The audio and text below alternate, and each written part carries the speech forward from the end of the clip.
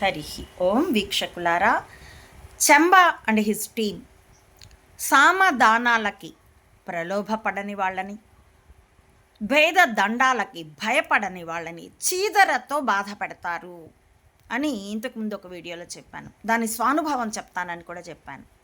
2000 సంవత్సరంలో ఆ సూర్యాపేట నుండి ఆర్గనైజ్డ్ హెరాస్మెంట్తో నేను కట్టుబట్టలతో కుటుంబం తరిమి వేయబడినప్పుడు ఆ పంచన ఈ పంచన, ఆ గుళ్ళో ఈ గుళ్ళో, ఆ బస్ స్టాండ్లో ఈ రైల్వే స్టేషన్లో గడిపి చివరికి హైదరాబాదు నానల్ నగర్ బస్తీలో 500-600కి 500 అనుకుంటాను ఒక రేకుల గదిలో అద్దెకి దిగాను.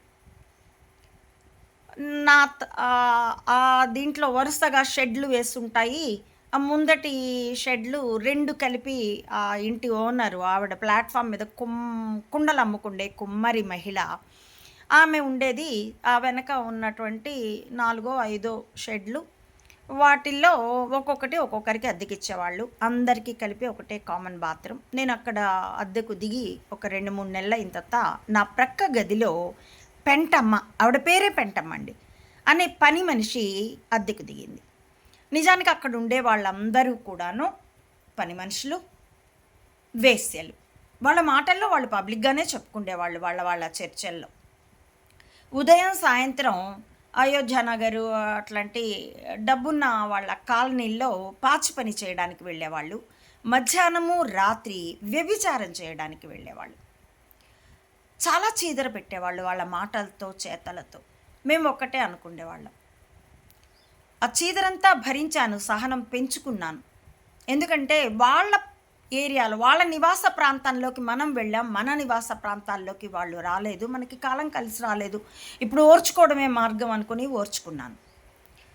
ఆ చీదరల్లో ఒక ఎక్స్ట్రీమ్ ఏంటంటే, నేను 3 నెలలు అయింది ఆ వాటాల్లో దిగి. నా ప్రక్క వాటాల్లో ఇందాక చెప్పినట్టు పెంటమ్మ అనే పని మనిషి దిగింది. ఒక 50 ఏళ్ళు ఉంటాయి, లావుగా ఉండేది. ఆ స్త్రీ చాలా అసహ్యకరంగానే ఆ నోట్లో తంబాకు వేసుకొని నోరు తెరిస్తే బూతులతోనే ఉండేది. కాకపోతే ఆ బూతులు ఇప్పుడు చంబా టీం పలుకుతున్న బూతుల కంటే తక్కువే. సోషల్ మీడియాలో దొందేలాగా వైసీపీ అండ్ కూటమి అందరూ బూతులే, అందరూ కాదు కొందరు బూతులే.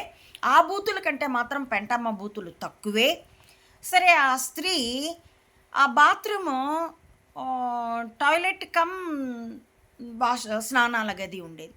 ఆవిడ కమోడ్లోకి వెళ్లకుండా మల విసర్జన బయట చేసేసింది. దిగిన 2వ రోజు నుండి నేను ఇంటానికి కంప్లైంట్ చేస్తే ఏమో నువ్వే చేస్తున్నావేమో అన్నది. నేను దిగి 3 నెలలు చేసేట్లయితే 3 నెలల్లో జరగాలి కదా. ఆ లాజిక్ ఆవిడకి అక్కర్లేదు. ఎందుకంటే బండగా మాట్లాడడమే. ఇప్పుడు బండగా మాట్లాడుతున్నారే ఈ రాయపాటి అరుణాల్లాగా, అలా బండగా బ్లంట్గా మాట్లాడడమే స్పయింగ్ క్రీడ.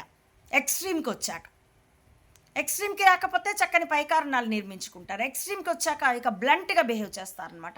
ఆవిడ అలా అన్నది. దాంతో నేను మరోవైపు పెరట్లో మొహం కడుక్కొని కాలేజ్కి వెళ్ళిపోయాను. ఆ తర్వాత చాలా త్వరగానే ఆ ఇల్లు ఖాళీ చేసేసాను. కానీ ఎంత చీదర పెట్టగలరు, ఎంత అసహ్యంగా ఉంటుందండి. మానవ మలపు కుప్పని చూసినంత అసహ్యంగా ఉంటుంది.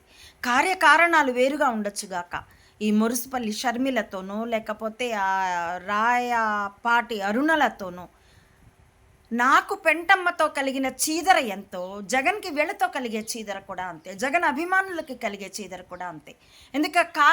ఎందుకంటే కార్యకారణాలు వేరు అవ్వచ్చుగాక, కానీ భావము, దాని యొక్క శాచురేషన్ ఒకటే ఉంటుంది కదా.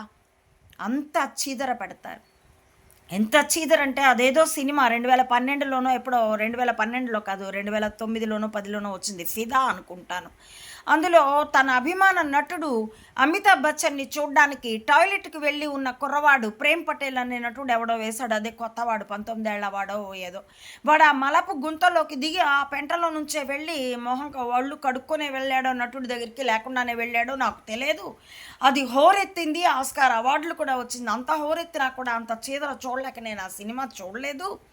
ఇంత చీదర నడుస్తుంది. ఇప్పుడు నడుస్తుంది స్పయింగ్లో ఎక్స్ట్రీము చీదరే. దీని పర్యవసానాలు, ముందటి విషయాలు మరో వీడియోలో చెప్తాను.